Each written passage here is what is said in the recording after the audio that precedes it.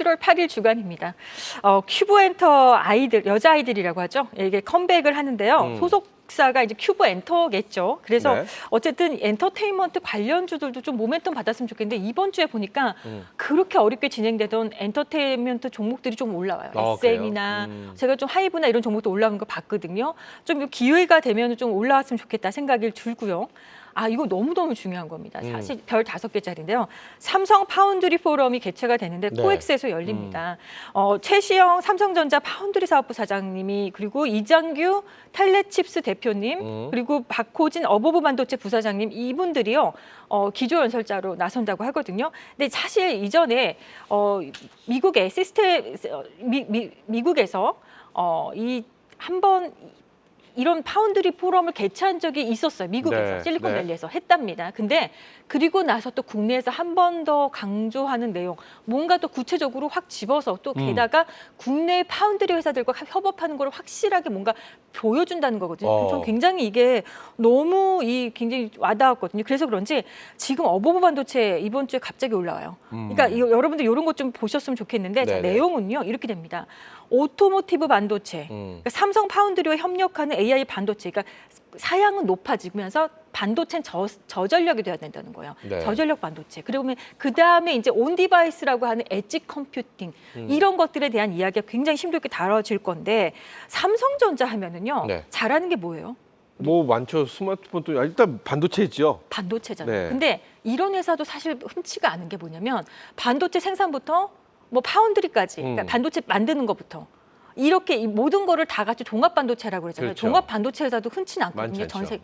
다들 원스톱 패키지를 할 수 있는 회사가 되는 겁니다. 원스톱 서비스를 강조하는 건데 파운드리 되죠. 메모리 당연히 만들죠.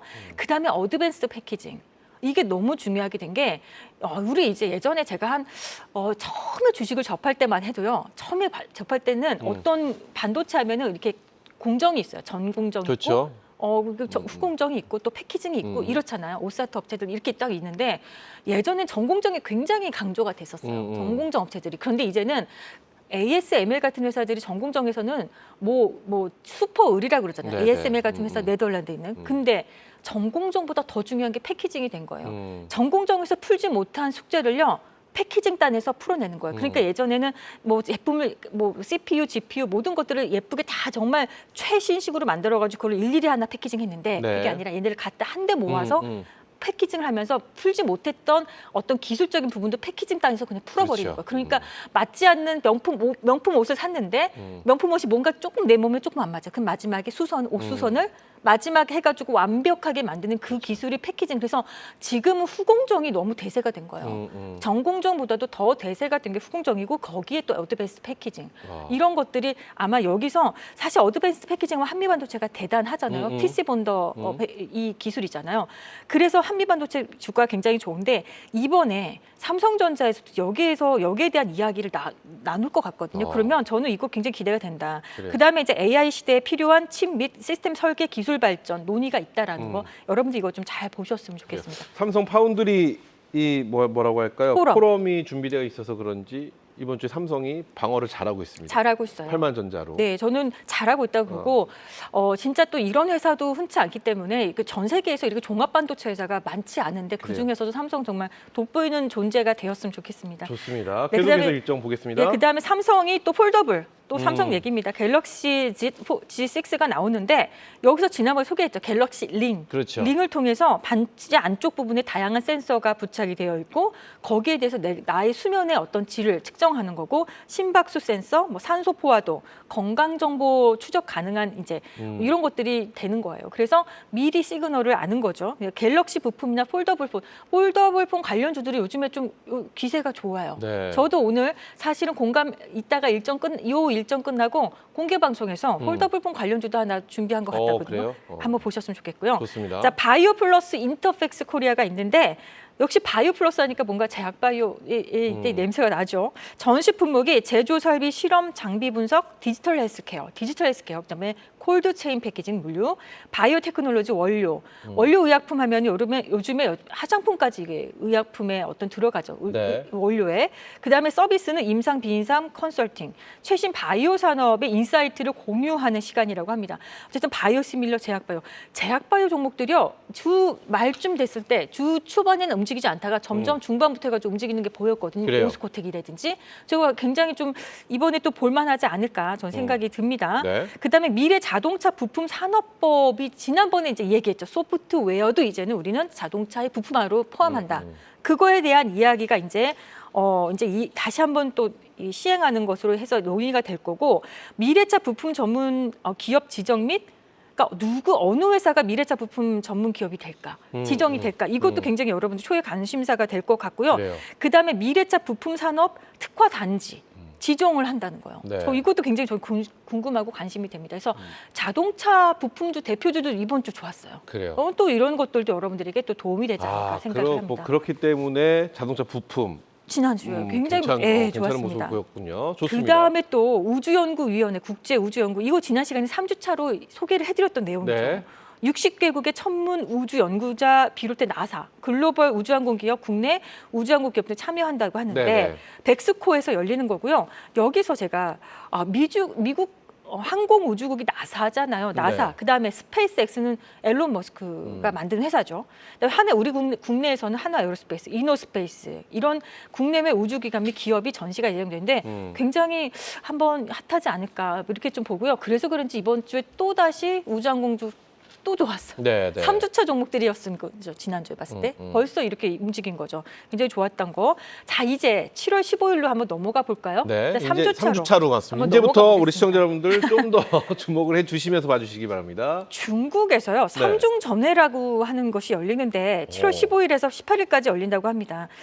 이것이 베이징에서 열리는데 중국의 지도부의 향후 5년간 국정 운영의 마스터 플랜을 제시한다고 하는데 이제 이런 경제적인 어떤 그런 비전을 제시하는 이런 전회가 되겠지만 사실은 숨겨진 의도는 지금 누가 수장이죠?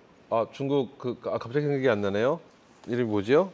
시진핑. 시진핑이 네. 시진핑 주석의 이 임기를 늘리는 어떤 이런 전략이 나오지 않을까 이렇게 된다고 합니다. 네네. 그러니까 더 추가적으로 임기를 더 완전히 늘리는 이런 어떤 이벤트가 되지 않을까라고 얘기하고 있는데요. 자, 중국 얘기 나올 때마다 사실은 화장품 옛날부터 움직였어요. 중국 소비재 하면은 원래는 화장품, 그리고 게임이 이렇게 움직였거든요. 그렇죠. 자, 그리고 또 국내 주식 안에 우리나라 그 상장돼 있는 주식 안에 중국 기업들이 몇 개 있거든요. 뭐 윙이푸드라든지 이런 회사들 있단 말이에요. 그러니까 중국 얘기 나올 때마다 사실은 국내에 상장되어 있는 중국 기업들이 조금 움직이는 경향이 있었으니까 이것도 여러분들 한번 지켜보셨으면 좋겠습니다. 네. 자, 아마존에서 프라임데이를 여는데요. 이제 대규모 온라인 할인 행사예요. 근데 여기가 올해로 벌써 10회째를 개최를 하는데 연회비가 $139. 139달러면 우리나라 돈 한 15만 원 돈 되나요? 네. 15만 원을 낸 회원들 대상으로 할인 행사한다고 하니까 뭐 어떤 파일을 늘리는 그런 행사라기보다는 그래도 기존 회원들에 대한 어떤 프리미엄 서비스라고 보시면 될 것 같습니다. 네. 자, 그다음에 요즘에 액면 분할을 미국 시장도 너무 많이 한단 말이죠. 최근에는 이제 엔비디아도 액면 분할 10분의 1로 했죠. 그렇죠. 이제 브로드컴이 또 액면 분할을 합니다. 브로드컴도 여러분들이 알고 있는 우리 이 반도체 회사 중에서 굉장히 이 중요한 IT, 빅테크 회사이기 때문에 반도체 대표주, 뭐 AI, 챗봇, 인공지능 관련주들 또 한번 액면 분할에 대한 어떤 모멘텀이 있으면 또 좋아질 수도 있다 생각을 하고요. 또 여기도 너무 중요한 포럼이 하나 있습니다. 제주도에서요, 대한상의 제주 포럼이 개최가 되는데 현재 대한상의 회장이 SK의 최태원 회장님이시거든요. 그다음에 이제 네이버 대표이신 지금 최수연 대표이사를 비롯해가지고 600여 명의 기업인, 그다음에 우리 최상목 부총리 겸 기업재정부 장관 등 비롯해가지고 이제 정부 인사도 같이 지금 참여를 한다고 합니다. 근데 여기서 얘기할 게 반도체에 대한 어떤 이야기. 여기 AI에 관련 인공지능에 대한 이야기. 아무래도 SK 회장이 있으니까 또 할 수밖에 없잖아요. 근데 이걸 볼까요? 정책 네이버 1일차를 보면 1일차는 정책에 대한 이야기를 하고요. 네. 화면을 보면 화면 보여주시죠. 비즈니스는 이제 2일차는 비즈니스에 대한 이야기, 그다음에 3일차는 테크, 본격적인 테크에 대한 이야기가 나올 거고요. 4일차는 컬처가 나온다고 4가지 테마로 이렇게 얘기를 하는데 밑에 정책, 보시면 비즈니스, 테크, 컬처 이렇게. 네. 본격적인 인공지능 시대를 맞은 우리 기업들의 과제. 인공지능 우리가 좀 잘 따라가고 있는가. 여기에 대한 우리가 좀 한번 체크도 해보고 그다음에 과제와 대응 방안에 대해서 논의가 예정입니다. 그럼 이런 이야기가 하고 나면 정부에서 정책과 또 연결이 될 수도 있겠네요. 반도체나 이런 당연하죠. 쪽 인공지능 쪽에 AI에. 이제는 반도체는요 국가가 그렇죠. 이게 나서서 이거를 하는 사업이 된 겁니다. 이거는 이제 완전히 우리 뭐 국가에서 장려하는 정도가 아니라 이건 이제는 생존이거든요. 그래요. 반도체는 대한민국의 생존이라고 보고 여러분들이 좋습니다. 보셨으면 좋겠고요. 자, 그다음에 무인 이동체 산업 엑스포가 있습니다. 무인 이동체 하면은 딱 자율주행 생각나죠. 코엑스에서 또 열리고 지금 코엑스에서 여름에 뭐 행사가 굉장히 많은 것 같아요. 네. 여러분들도 한번 코엑스에 행사가 많기 때문에 가까우신 분들은 한번 이렇게 둘러보시는 것도 좋겠다 생각이 듭니다. 무인 항공기 하면 우리 드론도 대표적이죠. UAM, 자율주행 이런 것들에 대한 어떤 지금 이야기가 나올 건데 여기서 보면 육상 또는 항공에서 움직이는 것만 있는 것이 아니라 네. 해양에서 수중 로봇, 무인 잠수정, 무인 수중 로봇 이런 이야기도 나온다니까 그걸 보여주고 직접 비주얼로 보여준다니까 여러분들도 한번 보셨으면 좋겠다라는 생각을. 네, 자율주행 드론 로봇 이쪽. 자, 네. 그다음에 MG손해보험이 매각을 본 입찰한다고 하는데요. 여기에서 지금 비딩이 지금 붙었는데 누구하고 누가 붙었느냐? 우리나라 기업하고 해외 기업이죠. 아, 그래요? 자, 근데 사모펀드 JX 플라워와 우리나라 프라이빗 펀드인 데일리 파트너스 이 두 군데가 누가 이제 이것을 줘갈까? 뭐 이제 이렇게 매각을 하는데 입찰을 받을까? 이제 굉장히 이게 초유의 감심사가 될 텐데 아직까지 정해진 거는 없다라고 하지만 결국에는 이렇게 M&A에 대한 어떤 이슈가 나온다면 보험사들도 지금 주가가 나쁘지가 않거든요. 한번 여러분들도 같이 보시는 어떤 그런 기회가 되셨으면 좋겠습니다. 네. 그다음에 가상자산 이용자 보호법이 시행이 되는데요.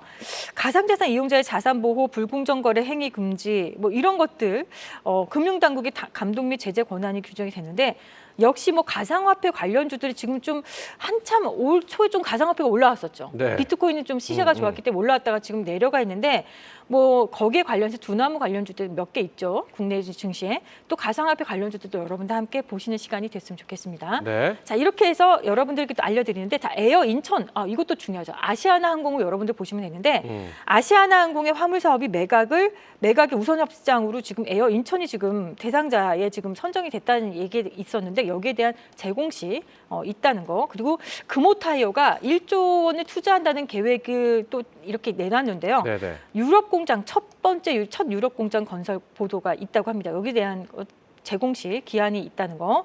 그다음에 효성화학에서 특수가스 사업부 분사 및 대규모 투자 유치 관련 보도에 대해서 조회 공시 답변이 있다고 하니까 여러분들 요것까지 또 보셨으면 좋겠고요. 오늘은 일정은 여기까지 여러분께 소개를 해드립니다. 3주차를 조금 들여다보니까 반도체가 일단 뭐 눈에 띌 수밖에 없고요. 어게인. 화학도 살짝 보이긴 하는데. 네, 화학도 그렇죠? 보이고 뭔가 그다음에 뭐 이제 여러분들 그 아시아나 뭐 협상 관련해서 그렇죠. 이런 것들도 좀 보시는 시간 또 자율주행 여전히 아까 무인 이동체 네, 이런 것들 좀 보셨으면 좋겠습니다. 어쨌든 가장 세게 다가온 느낌은 반도체였다. 이렇게 말씀을 좀 드려보도록 하겠습니다.